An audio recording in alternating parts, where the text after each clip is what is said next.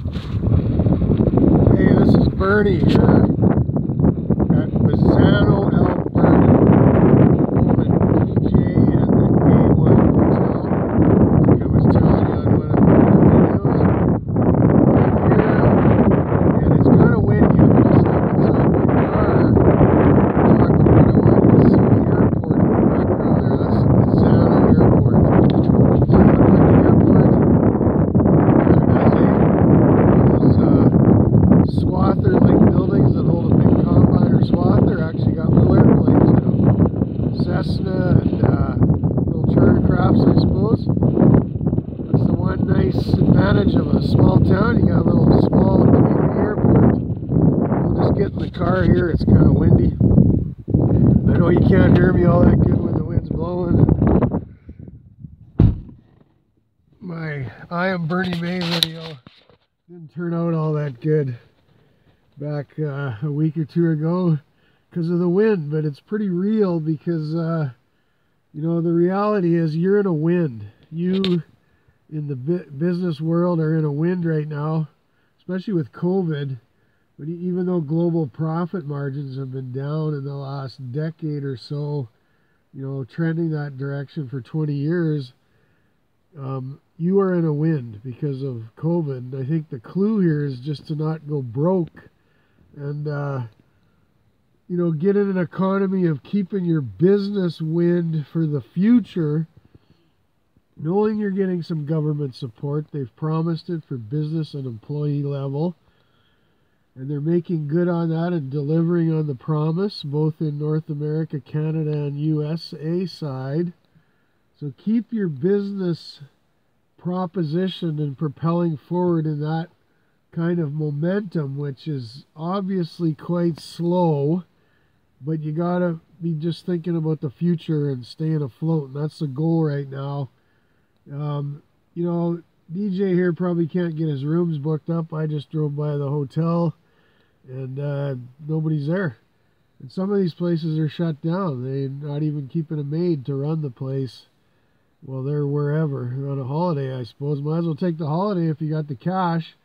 Go stay in a cabin at a beach where they haven't shut you down, where it's part of your home property level or whatever, I suppose. But I'm in Bazzano country, and that's a good probably about an hour east of Strathmore, where I live, in the greater Calgary hub of southern Alberta, stretching up to Red Deer, down to Lethbridge, I suppose, out east to Medicine Hat, and out west to Banff. And I'll talk for maybe 35 minutes, I suppose, here today. A bit of a longer video. I got more time and more space, and maybe you need more education. But you know, maybe I'll shoot a 4-hour video like the Titanic movie someday if you allow me if I get a better phone plan. Hey, we'll see.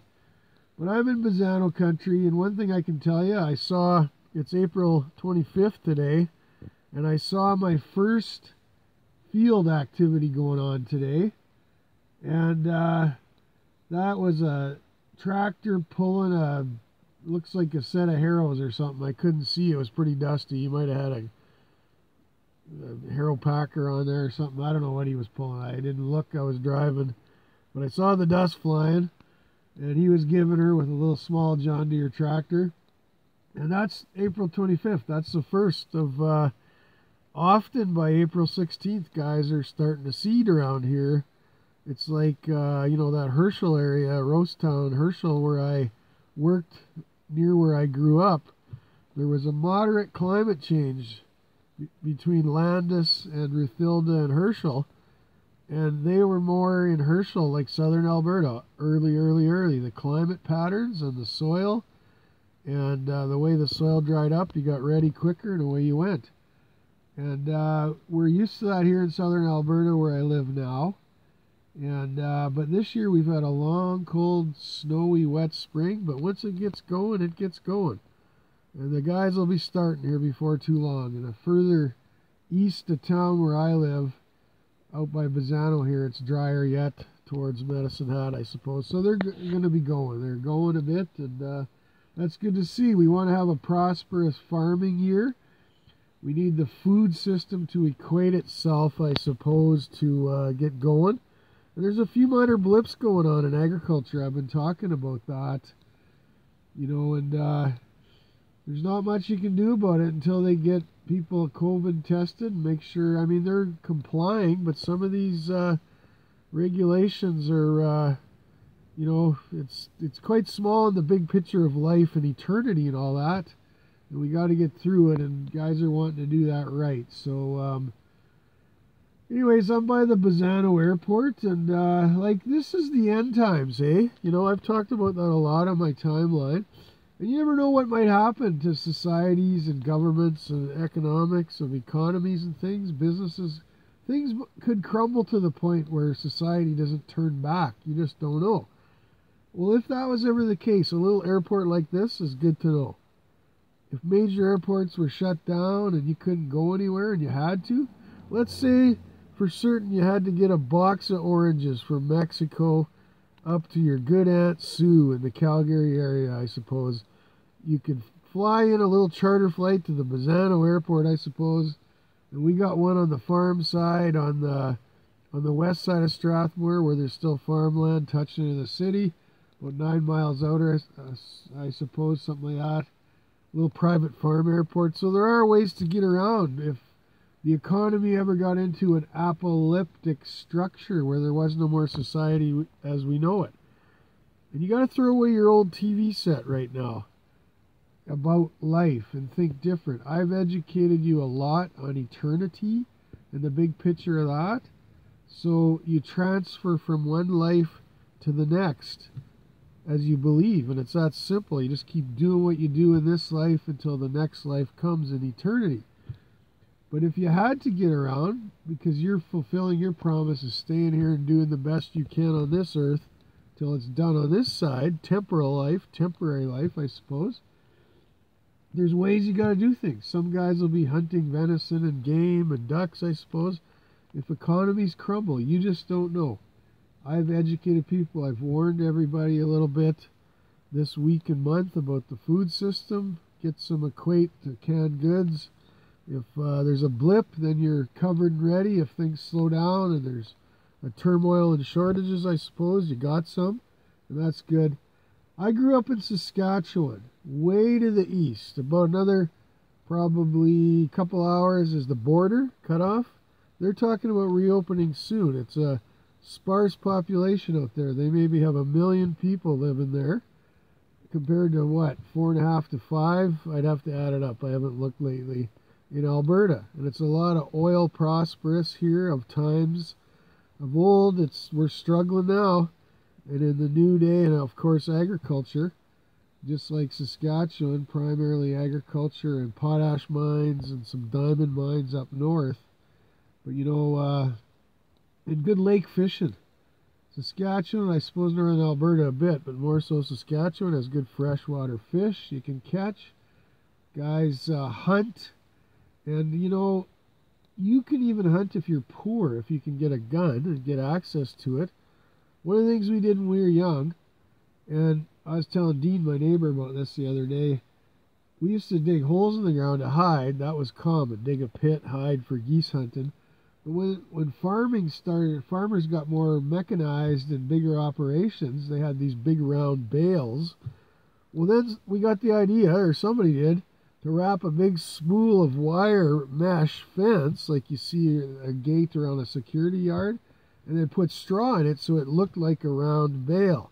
And we fooled the geese. We'd hide in the middle of this, what looked like a bale, with our guns, because we had to be hidden. They couldn't see the glint or the glimmer of light off the gun barrel, and the geese would land in, and we'd hunt our supper, our ducks and geese. Not our venison, I suppose, not that, but that was a big animal. That was a different chase. But some guys that didn't have money, these decoys cost a lot of money. I mean, if you put 100 to 150 little statues that look like a goose out in a field, that's a big multi-$1,000 investment, I suppose. So some guys that didn't have money would actually buy a box of diapers in the old days when they were cloth and lay them out in the field. They looked like white geese and sit there, I suppose, in their white coveralls. So there's ways to be innovative if you had to hunt for food. Well, we won't get to that, I hope. I believe the system's going to keep going because the government is stepping in to make sure. There's a meat plant down the road here, Brooks Lockers, that butcher while that other Cargill plant's shut down. And we have a small operation, Pure Country Meats in Strathmore, that's got a plant in the back for, tackling the animals on that side to butcher and cut up the meat. I mean, small compared to like Cargill, that family company feeds half of North America almost. So there's ways. Now, we got to look at that and go forth. I grew up in Saskatchewan, and in a day and age when people were different. Right now we're a lot the same. And I see it everywhere. Because of globalization and the modern internet in the last 25 years, we have similar attitudes and similar ways of being and similar approaches to life. We're more diversity-oriented, but yet our kind of scepter or scope on things, we have a broader mindset than we used to. In Saskatchewan, we're more humble. This is like a half a lifetime ago, 30 years ago. Quiet, a little bit suspicious sometimes. The humility, salt of the earth, hard work, and don't ask too many questions. Just do your job, I suppose, do what you're told. The farm boy was the ethic of get into the Western Hockey League. You'll be a good, hard-working dirt player, and that's what they need on you to get going. But, here we're a lot different. I got married a couple times in my life. You know that from my timeline and LinkedIn. I bought 4 engagement rings. Went down the aisle twice in the church wedding setting, I suppose, but twice I lived together with the wedding ring. And I was married to, and if you count those as marriages, in my books I do, 4. 2 Saskatchewan farm girls and 2 American ladies, and 2 American girls. One from California, I suppose. That's where my kids are with their mother in California State. And then another lady, Melissa, I suppose, from the Puget Sound area, Washington, over on the west side, on the west coast of northern USA. So in all that, I came to Alberta, and I remember thinking, man, Alberta, they don't think much of Saskatchewan. When I was a young little man, like not a boy anymore, but a man working out here. And moving out here from Saskatchewan to Alberta, I suppose, almost broke me. Because I couldn't believe how broad and abrupt they were and pushy compared to us in Saskatchewan. And I felt maybe offended. I didn't get offended at anybody and take on an offense, but I thought, who are you? You don't know nothing about Saskatchewan. How are you putting me down about Saskatchewan? And I realized I got to get more broader and tougher coming to Alberta. It's become more boisterous or loud or bold at times. People didn't know what I'd been through. I'd had a cousin killed not long before that in a car accident and things, and they don't know nothing about you, and they don't, if they don't ask, they don't think you're humble. They just don't know. But I felt like I was pushed around a bit. Well, then as time goes on, I go into America, get to know people. I remember I hadn't been on a holiday in my first marriage. I went to Banff with my girlfriend from Saskatchewan, and then in our first year of marriage, that same lady, I suppose, Karen, we went to Jamaica. First holiday off continent. And outside the hotel, we're waiting. I went in to book something for a tour for the day. And I step off the curb, and there's this big, tall guy from Chicago. My first American that I met. Probably in 1980-something, mid-80s, I suppose. And this guy was loud and proud and pushy and boisterous. And he was about 6'5", 250 pounds. And I thought, that's an American, hey? What a jerk. The guy never took any time for me. There was no conversation really, or like what I would call hospitality between two people talking and kind of meeting the way I was born and raised, I suppose.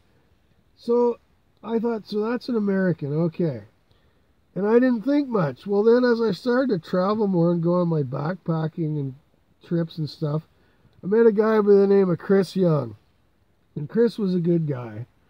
And he was a techie guy. We were on a Sierra backpacking trip with Josh at InterQuest, Wild Planet Adventures, who's now a friend of mine for 25 years. But, you know, I thought Chris was more like me, like more like a Saskatchewan kind of guy, that humble nature, kind of quiet. And he was a Silicon Valley techie guy, got right out of university, I suppose, and went and worked there for one of those guys like Larry Ellison at Oracle, or no, actually it was Cisco Systems, the routers and the switching, you know, and the hardware. And we became friends, and he came up on one of my canoe trips in northern Saskatchewan.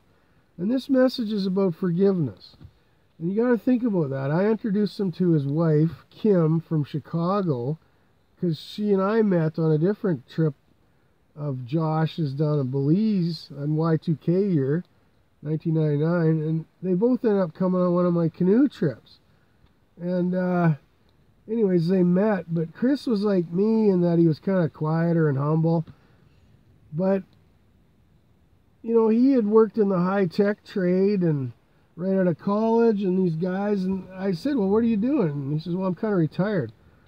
I said, retired? Well, how old are you? Like, I was in my mid-30s at the latest, maybe low 30s, and he says, well, I'm 29. So you can't be retired. You must be doing something. You're young. He said, well, I got into a good high-tech company and got some stock when I started, a programmer, and come out the other side of it with some penny stocks that went up quite high.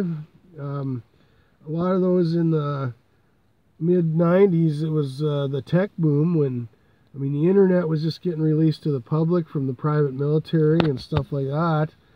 And a lot of these companies were popping up, San Jose, San Diego, San Francisco, and all that. And Chris was, he was a Massachusetts guy that had moved out to the Silicon Valley for this work after college, you know, at a, you know, some computer classes in university and whatever, and so he went up to $6 million in about 5 years right out of college.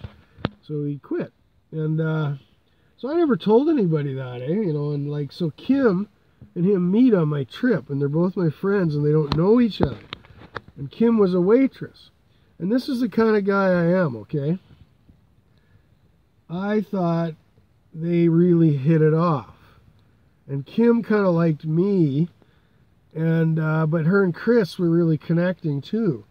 And Kim drove up from Chicago in her car to northern Saskatchewan. And I mentioned Larry Ellison's name. You could actually fly into Saskatoon from Palm Desert, Larry. I know you live at Rancho... not Cucamonga, what's that other one by Palm Desert there? Anyway, it doesn't matter, but you, same kind of airport, Saskatoon, good size like Palm Desert. I've flown into Palm Desert a few times to go visit my kids, meet them in Colton, or when my parents, when Dad was living, Mom and Dad, when they were wintering in Havasu and all that. And it's a nice little fly into Palm Desert. But anyways, Kim came up, and her and Chris, and kind of clicked, you know, and I was just single at that time. I had 2 relationships fall apart of those 4 I was telling you, you know, all my hard work and efforts in life, and for whatever reason, you know, and so looking past, you know, past failings, you're moving ahead at a phase of life when you don't want to get with anybody, right, and be in a relationship. So she stayed over and had coffee with me on the drive out the next morning as all the crew and different people were flying out on the last day. You know, we had Eric and Ann from Seattle, and well, Terry and Heather were from Calgary, and there was a group of 10 of us. And so Kim wasn't going to leave till the next morning, so her and I had a coffee down at the little city perk over there by the river on 3rd Avenue in Saskatoon, just east of Earls and all that. And I just said, Kim, you know, I think you should marry Chris. I actually recommended it to her. And I didn't tell her anything about like his wealth or anything. You know, I just said, I think you guys hit it off. And so she did marry him. And I went to their wedding in Chicago, and it was awesome. They're great people. And those two, I lost touch with them. Good friends of mine. And, you know, it didn't happen overnight, but things changed when the Twin Towers got bombed in the United States. That changed a lot of things, and people had different views about terrorism and war budgets and things. And this is where forgiveness comes into play. You can't hold grudges against each other no matter what. And I talked about forgiveness, and God's plan is for us to forgive one another. And you know what it says in ancient scripture? If you don't forgive one another, I won't forgive you. Well, if you're not forgiven, if God hasn't forgiven you, where are you going to end up? Heaven or hell? You figure it out. But he says, I won't forgive you if you don't forgive each other. So I'm hoping, and Chris and them, that, I mean, you know, I hope everybody forgives everybody. There's been a lot of crap going on in this world between friends and family and people and countries, and God's in control. And whether we realize that or know that, he's in control of the universe. And we got to set our rhythm with him. He has a set of rules to his game. And if we try to comply with those and obey them the best we can, and you're not some rat if you're obeying good quality ethics of living. You're a good guy, a good person, a good human being, I suppose, a good gal, a good girl, a good lady, whatever. And a good man, a good boy, a good child, a good girl, a good woman, all that. And so you set your intentionality. The reason he's given us guidelines, and I'm a business consultant by nature, but I took some spiritual pastoral type training in my life because I wanted to learn more about the Bible ethics and that whole spiritual side. I've told you, like the Indiana Temple of Doom quest to find out the secrets of life. And we have choice. We can do whatever we want. We can make matters worse in our life if we want, or we can make them better if we do what God's good trade for us is, the good trade, the good exchange of Jesus Christ and the qualities of our living and how to do it. And he took our dirt and our scum off of us in that sin nature, and he died on that cross, I suppose, for us to give the qualities of life to us. And I'm a business consultant, so I became very Americanized 4 times over. So I'm a bit of a bad bastard if I want to be. I can hand you your ass on a phone book if I have to. But I'm humble in nature by Saskatchewan quality, that I'm a good listener, I'm good empathetic as well. And I got to be that way as a business consultant, a good professional business consultant. I got to be able to walk into a corporation and point out your ass to you. And find out from you if I can, I suppose, but I'll find out other ways. I'll look through the secretaries and the receptionists and all the quality of people you have around you, because they're a reflection of you in an organization. And if they're not, well, anyways, I won't say that, but you know, my humble nature, my Saskatchewan upbringing comes in the very pointed and kind questions I ask you. But you want reality as an individual or an organization. You want to know what you're going to do. And the phone book ain't pointing you that way. Google search is. That's one of the reasons why in our accommodation of things at Connections Consulting, and I'm a baby boomer by the last edge. I was born the last year. Last man standing, baby boomer. We cannot live by our feelings. That era sold everybody out, seeking their feelings and experiences. And the younger generations had to relearn it. They're more like the traditionals, the younger generation, than you know. Some things we don't talk about from the past anymore. We just move on. It's been forgiven once. You don't go round and around on a merry-go-round. You suck it up, you grit your lip, and you go forward. It's been talked about once. Kindness, the gesture has went forth. And these young millennials, and this is what I was talking about, the platform of my website, and I'm not a platform, I'm a person. I have a platform around me in the stage I've set in the farming community, in agriculture, and in business-to-business marketing, organizations, the corporate world, all that. My integrity, I suppose, is the hardwired fusion of the gospel scope of the faith, my biblical worldview I've talked about. That is my operating system. So my platform is around me, my operating system is on the inside, my software applications is my heart and my emotive side to communicate with you and tell you the truth about my life so you can get it too. And I guess my hardware is being tough sometimes. My punch, getting the truth and the reality out there when I need to. And I don't like shaking anybody up. When I have to, I will. I don't want to do it. I'm a kind Saskatchewan boy at heart. And I did become very Americanized, fourfold over, so I could even be tougher than the Albertans, where I didn't grow up, but I've lived my entire adult life, and that's probably, or most of my entire adult life, it's probably 24 or 5 years by now if I added it up. Time goes by so quick.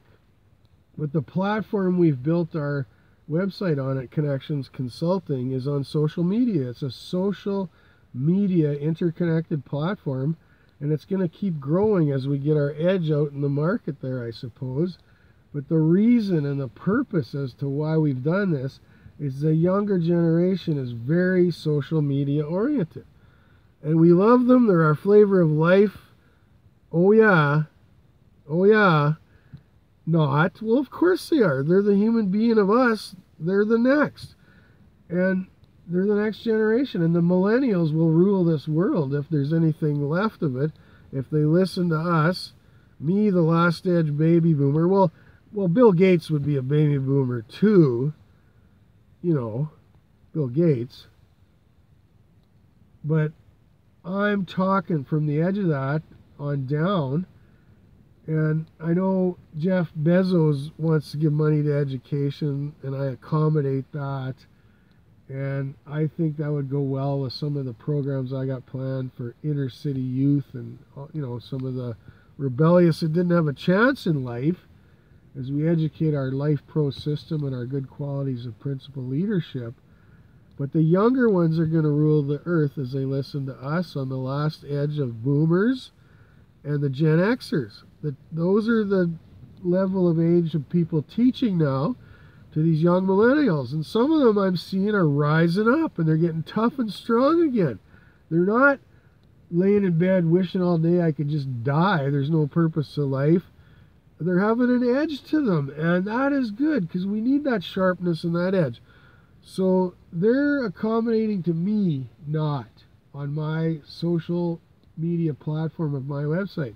They're very adept to it and in tune with it, because they search and they know, they think that way. People do not think anymore like looking up alphabetically and indexing in a phone book. We do not think that way. We think search. Search a system by topic. So they're in there and they're digging it out, and there's good quality stuff. And I have educated you through and through in all of this, and there's my story to you. And forgiveness and farming and Saskatchewan upbringing and Alberta and Americanized edge and in my human being. And you know, we gotta forgive. And it's like Adam and Eve all the way back in the garden, if you can believe that old Bible fable. Well, why was it Adam and Eve had an Adam's apple? Maybe it had something to do with a sexual preference Eve and him had, eh? The Adam's apple? I don't know. But one thing I do know is that gulp by your Adam's apple serves a purpose. And when there's a fear of authority there, a proper fear, a proper godly fear, a proper respect, it keeps you out of trouble. Because when you feel you have to gulp like that, and you just push through at times. That's your sign. I don't normally go here, but I got to push through here where you've been broken.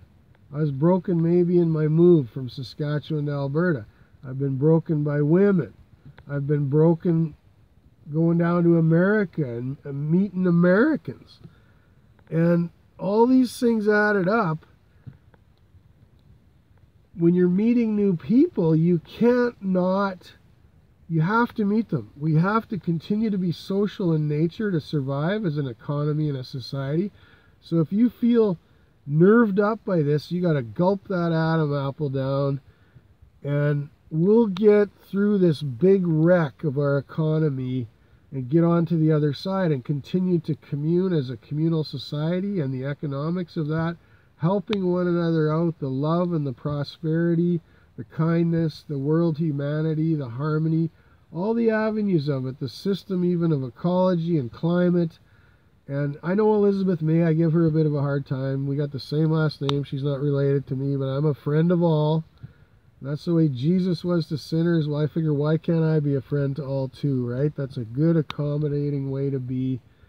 And you try to get along and find the things you can agree on, and there's some edges you can't. And that's okay, that's life. But I just don't think you can build a policy around the climate alone. But you know, sometimes these splinter group things raise up because the general populace isn't adhering to things that matter. And I understand they're like a thorn in the side of big business. But you cannot shut down a business economy, otherwise you got nothing. Because business pays the bills, I suppose. Otherwise, what are we bringing in the money with to pay the bills? We got to go back to hunting on the land and all this. And that ain't going to work overnight. We don't know what this world is going to look like per se. But we can go forward suggesting an economy can come forth again, and there can be various avenues that correct itself, but the food system has to go forth, and we cannot inhibit it. There's a fine line between food safe and food stupidity, and I've said that before. And when the propagandists, you know, it's good to save the animals. But if we start throwing the baby out with the bathwater and we're only focused on the animals, we got a problem as a humanity. So keep going forth with a whole mindset, a whole leadership avenue of life and purpose. And I know we can get through this. And one of the reasons why I'm at the Bazzano Airport today, I'm just out for a leisurely Saturday drive, weekend drive. I want to show you there's ways to be innovative if this world crumbles in ways we expect it to be here. You may have to go find the manager of the airport to land your little charter flight